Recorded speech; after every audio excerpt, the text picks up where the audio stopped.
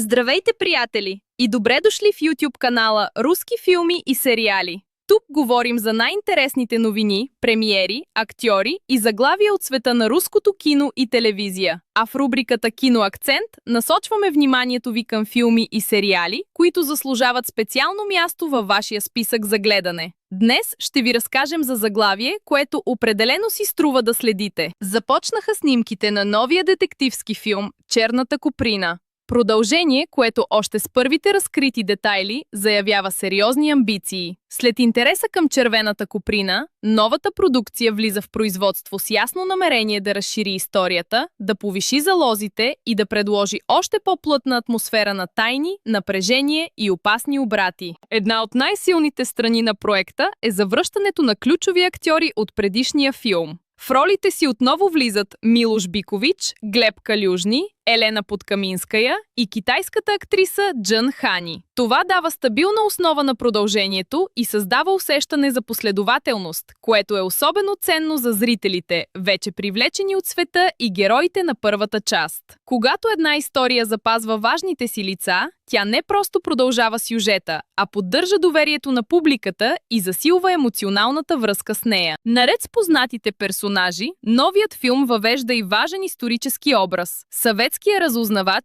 Рихард Зорге, изигран от Максим Матвеев. Това е силен драматургичен ход, който обещава да внесе нова дълбочина и шпионски мащаб в историята. Присъствието на такава фигура подсказва, че филмът няма да се ограничи само до класическа криминална интрига, а ще търси по-широк контекст, в който личните мотиви, стратегическите игри и скритите конфликти ще се преплитат още по-осезаемо. Именно тук се крие и големият потенциал на продукцията.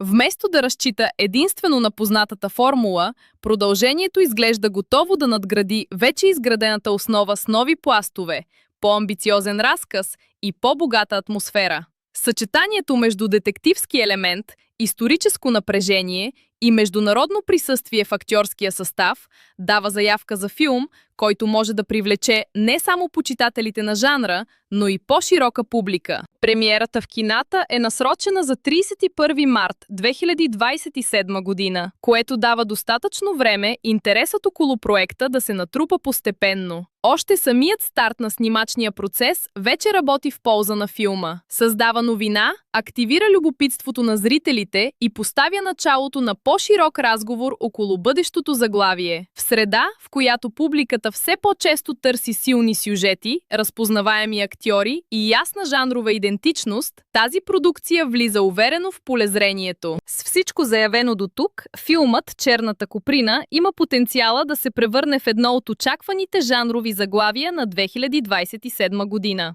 Ако успее да съчетае интригата на детективската линия с напрежението на шпионската игра и силата на актьорското присъствие, филмът може не просто да повтори интереса към предишната част, а да го надгради в много по-голям мащаб. Това беше днешният киноакцент. Напишете в коментарите какво мислите за това заглавие и дали бихте го гледали. Ако харесвате подобно съдържание, последвайте канала, за да не пропускате още новини, ревюта и интересни акценти от света на руските филми и сериали.